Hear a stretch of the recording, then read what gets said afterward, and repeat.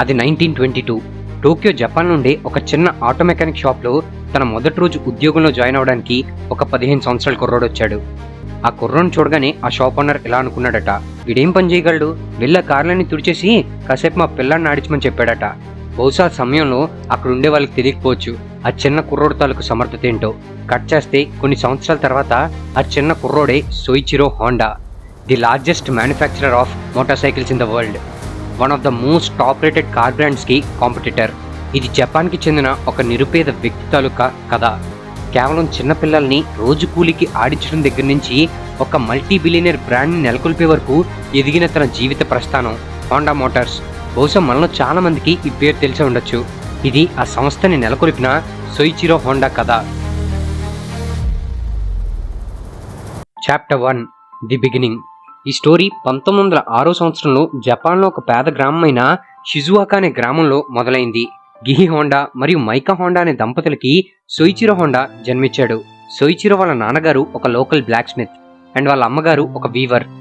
ఆర్థిక ఇబ్బందుల్లో పెరగడంతో పాటు అతి చిన్న వయసులోనే తన 5 తోబుట్టుల్ని కోల్పోవడం జరిగింది. చిన్న వయసు నుంచి ఆటోమొబైల్స్ అంటే విపరీతమైన ఆసక్తి ఉండేది.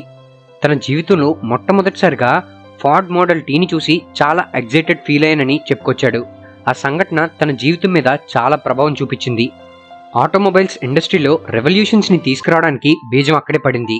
అసలు ఒక యంత్రం దానంతట అదే ఎలా మూవ్ అవ్వగలుగుతుందని పరిశోధించడం మొదలుపెట్టాడు. ఇంజిన్ మోటార్స్ గురించి తెలుసుకోవాలన్న ఆసక్తి ఎక్కువైంది. చదువుకోవడానికి స్కూల్కి వెళ్లడం కన్నా ఆటోమొబైల్ గ్యారేజెస్లోనే తాను ఎక్కువ టైంని స్పెండ్ చేసేవాడు. 1922లో సోయిచిరోకి మ్యాగజైన్లో ఒక యాడ్ కనిపించింది. అది ఆర్ట్ షోకాయ్ అనే ఆటోమొబైల్ కంపెనీకి చెందింది. అప్పటికది one of the most popular automobile services in the city. అది చూసిన వెంటనే ఉద్యోగం కోసం అప్లై చేశాడు. లక్కీగా వాళ్ళ దగ్గర నుంచి పాజిటివ్ రిప్లై కూడా వచ్చింది. సోయిచిరో మారుమూల గ్రామం నుంచి రావడంతో సిటీ లైఫ్ని చూసి చాలా షాక్ అయ్యాడు. సోయిచిరో షాప్కి రాగానే ఆ షాప్ ఓనర్ అప్పటికే పిల్లల్ని ఆడించే పనిలో సోయిచిరోని పెట్టాడు. తనకేమో ఒక పక్క ఆటోమొబైల్ ఫీల్డ్ మీద ఆసక్తి ఎక్కువ, కానీ వాళ్ళ ఓనర్ ఏమో చిన్నపిల్లలు ఆడించే పనిని చూసుకోమనేవాడు. కొన్నిసార్లు ఆ పని చేయలేక తన ఆసక్తిని చంపుకోలేక సతమతమయ్యేవాడు. ఇంటికి వెళ్తే ఎక్కడ అవమానిస్తారనే భయంతో అలా అక్కడే కొంతకాలాన్ని గడిపాడు. తర్వాత కొంతకాలానికి వాళ్ళ ఓనర్ సోయిచిరోని మెకానిక్ పనిలో పెట్టాడు. ఒక హెల్పర్గా స్టార్ట్ అయి చివరికి వన్ ఆఫ్ ద బెస్ట్ మెకానిక్గా ఎదిగాడు. తన టాలెంట్ని, డెడికేషన్ని చూసిన వాళ్ళ ఓనర్ సోయిచిరోకి బిజినెస్ మెలకువలు కూడా నేర్పించాలనుకున్నాడు. అప్పుడే ఆటోమొబైల్ సెక్టర్ డెవలప్ అవుతుంది. లింకన్, మర్సిడీస్, డామ్లర్స్ లాంటి బ్రాండ్స్ ఎస్టాబ్లిష్ అవుతున్నాయి. ఈ బ్రాండ్స్ అన్నిటికీ సంబంధించిన రిపేర్ వర్క్స్ విషయంలో Soichiro one of the most trusted మెకానిక్గా ఎదిగాడు. తన నాలెడ్జ్ని ఎప్పటికప్పుడు ఎక్స్పాండ్ చేసుకోవాలని చూసేవాడు. అదే సమయంలో యూరోప్, అమెరికా మరియు జపాన్ దేశాల్లో మోటార్ స్పోర్ట్స్ బాగా డెవలప్ అవుతున్నాయి. అప్పుడే ఆర్ట్ షోకాయ్ గ్యారేజ్ ఓనర్ సొంతంగా మోటార్ రేసింగ్ కార్స్ని తయారు చేయడం మొదలుపెట్టాడు. ఈ టీంలో సోయిచిరో కూడా ఉండేవాడు. అప్పటి నుంచి మోటార్ స్పోర్ట్స్ మీద ఆసక్తి పెంచుకున్నాడు. ఒక 15 సంవత్సరాల వయసులో ఉన్న టీనేజర్కి అంతకన్నా ఎగ్జైట్మెంట్ ఏముంటుంది చెప్పండి. Chapter 2, the base. అది 1926. సోయిచిరోని మిలిటరీ సర్వీసెస్లో తీసుకుందాం అనుకున్నారు. కానీ అతనికి కలర్ బ్లైండ్నెస్ ఉండడం వల్ల మెడికల్ ఎగ్జామినేషన్ని క్లియర్ చేయలేకపోయాడు. ఇది కూడా అతనికి కలిసి వచ్చింది. ఆటోమొబైల్స్లో తన ఆసక్తిని పెంచుకొని మరింత సమయం వాటి కోసం తెలుసుకునేందుకు ఉపయోగపడింది. 1928లో ఆర్ట్ షోకాయ్ గ్యారేజ్ని ఎక్స్పాండ్ చేద్దామని అనుకున్నారు. ఆ గ్యారేజ్ ఓనర్ గ్యారేజ్ బాధ్యతల్ని సోయిచిరోకి అప్పగించాడు. కేవలం 21 సంవత్సరాల వయసుకే ఒక గ్యారేజ్ పూర్తి బాధ్యతల్ని సోయిచిరో నిర్వహించేవాడు. మొదట్లో ఈ గ్యారేజ్లో ఆశించినంత బిజినెస్ జరిగేది కాదు. కానీ డే అండ్ నైట్ కష్టపడి మరీ బిజినెస్ని డెవలప్ చేశాడు. కేవలం ఒక స్టాఫ్తో మొదలైన ఆ గ్యారేజ్ 2 సంవత్సరాల్లోనే 30 వర్కర్స్ పనిచేసేంతగా ఎదిగింది. తనకి మోటార్ స్పోర్ట్స్ మీద ఉన్న ఆసక్తితో తన సొంత గ్యారేజ్లో హమమాట్సు రేసింగ్ కార్ని సొంతంగా తయారు చేశాడు.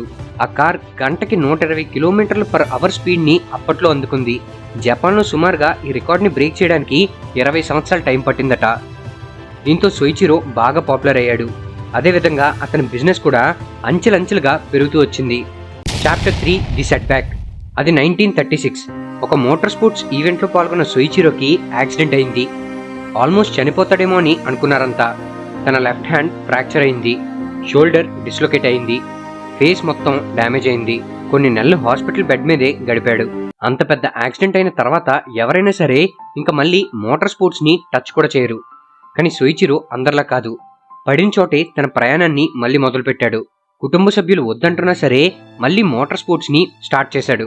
కానీ కొంతకాలానికి వాళ్ళ వైఫ్ బాగా ప్రెషర్ చేయడంతో ఆ మోటార్ స్పోర్ట్స్ ని పూర్తిగా మానేశాడు. Chapter 4 the comeback. 1936 యాక్సిడెంట్ అయిన తర్వాత సోయిచిరోకి తన వర్క్ ఎందుకో పెద్దగా నచ్చేది కాదు. ఏదైనా కొత్తగా చేయాలనే ఆలోచన మొదలైంది. ఆర్ట్ షోకై గ్యారేజ్ ని ఒక సపరేట్ కంపెనీగా ఎస్టాబ్లిష్ చేద్దామనే ప్రపోజల్ పెట్టాడు. దానికి షేర్ హోల్డర్స్ ఎవరూ ఒప్పుకోలేదు. సో అప్పుడే తన సొంత పిస్టన్ రింగ్స్ మ్యానుఫ్యాక్చరింగ్ కంపెనీని మొదలు పెట్టాలి అనుకున్నాడు. టోకాయ్ షైకి హెవీ ఇండస్ట్రీస్ కంపెనీని మొదలుపెట్టాడు. తన సొంత ఫ్రెండ్ అయిన కాటోని ఈ కంపెనీకి ప్రెసిడెంట్ గా అపాయింట్ చేశాడు. Chapter 5 trial and error. Soichiro మరియు కాటో వాళ్ళ సొంత కంపెనీలో కంటిన్యూస్ గా పనిచేస్తుండేవారు. ఇద్దరూ కలిసి art piston ring research centre ని మొదలుపెట్టారు. ఆర్ట్ షోకే గ్యారేజ్ లో పనిచేస్తూనే రాత్రులు తన రీసెర్చ్ సెంటర్ లో పిస్టన్ రింగ్స్ మీద రీసెర్చ్ చేస్తూ ఉండేవాడు. ఎంత సమయం కేటాయించినా ఈ రీసెర్చ్ వర్క్ ఆశించినంత ఫలితాన్ని ఇచ్చేది కాదు.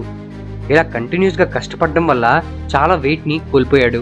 స్ట్రెస్ మరియు బర్డెన్స్ ఎక్కువ అవడం వల్ల అందరికీ కొత్తగా కనిపించేవాడు.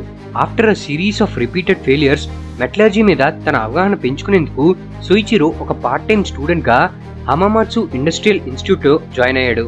అది 1939. తన ఫస్ట్ సక్సెస్ఫుల్ వర్కింగ్ పిస్టన్ ని తయారు చేశాడు సోయిచిరో. తన వర్క్ మీద తనకుండే కాన్ఫిడెన్స్ తో ఆర్ట్ షోకైలో జాబ్ మానేశాడు. తన బాధ్యతల్ని జూనియర్స్ కి అప్పగించి తన సొంత కంపెనీలో ఇంకా ఫుల్ టైం స్పెండ్ చేద్దామని డిసైడ్ అయ్యాడు. స్టార్టింగ్ ఫ్రమ్ దిస్ పాయింట్ సోయిచిరో ఒక పిస్టన్ కంపెనీ నుంచి ఆటోమొబైల్ సెక్టర్ ని రూల్ చేసేలా ఎలా ఎదిగాడు? టొయోటో కంపెనీకి సోయిచిరోకి ఉన్న సంబంధం ఏంటి? తన సొంత కంపెనీలో జరిగిన పవర్ పాలిటిక్స్ వల్ల ప్రెసిడెంట్ పొజిషన్ నుంచి సీనియర్ మేనేజింగ్ డైరెక్టర్ గా ఎలా పడిపోయాడు? 1944లో జరిగిన వార్స్ లో తన కంపెనీ సర్వైవ్ అయిందా? జీరో నుంచి స్టార్ట్ అయిన తన ప్రయాణం మైనస్లోకి వెళ్ళిపోయిందా? తన ఫ్యామిలీకి ఫుడ్ కూడా పెట్టలేని పరిస్థితికి సోయిచిరో ఎందుకు వెళ్లాల్సి వచ్చింది? అసలు హోండా కంపెనీ ఎప్పుడు మొదలైంది? హోండా కంపెనీ ప్రస్థానం ఏంటి అన్నది పార్ట్ 2లో తెలుసుకుందాం. Stay tuned. ఫ్రెండ్స్, మీరు స్టాక్ మార్కెట్లో ఇన్వెస్ట్ చేయాలనుకుంటున్నారా? అయితే ఏంజిల్ వన్ అనేది బెస్ట్ ఆప్షన్. ఈ ఒక్క అకౌంట్ ద్వారా మీరు stocks, mutual funds, IPOs, bonds, commodities, currency ఇలా అన్నిట్లోని ఇన్వెస్ట్ చేసుకోవచ్చు. అంతేకాదు జీరో కమిషన్ తో Google, Tesla, Apple, Amazon, Facebook వంటి యూఎస్ స్టాక్స్ లో కూడా ఇన్వెస్ట్ చేయవచ్చు. అలానే మీరు మీ ఫ్రెండ్స్ ని రిఫర్ చేసి కూడా అమౌంట్ ఎర్న్ చేయొచ్చు. దీనిలో మీరు జస్ట్ 10 minutes లో ఫ్రీగా డీమెట్ అకౌంట్ ఓపెన్ చేసుకోవచ్చు. అంతేకాదు స్మార్ట్ మనీ ఆప్షన్ ద్వారా మీరు బిగినర్, ఇన్వెస్టర్, ట్రేడర్ ఎవరైనా కానీ దీనిలో ఉండే ఫ్రీ కోర్సుల ద్వారా స్టాక్ మార్కెట్ గురించి ఈజీగా నేర్చుకోవచ్చు. దీనిలో మీరు 100 రూపాయలతో కూడా ఇన్వెస్ట్మెంట్ ని స్టార్ట్ చేయవచ్చు. సో మరి ఇంకెందుకు ఆలస్యం, వెంటనే డిస్క్రిప్షన్ లో ఇచ్చిన లింక్ ద్వారా ఫ్రీ డీమెట్ అకౌంట్ ని ఓపెన్ చేసుకోండి.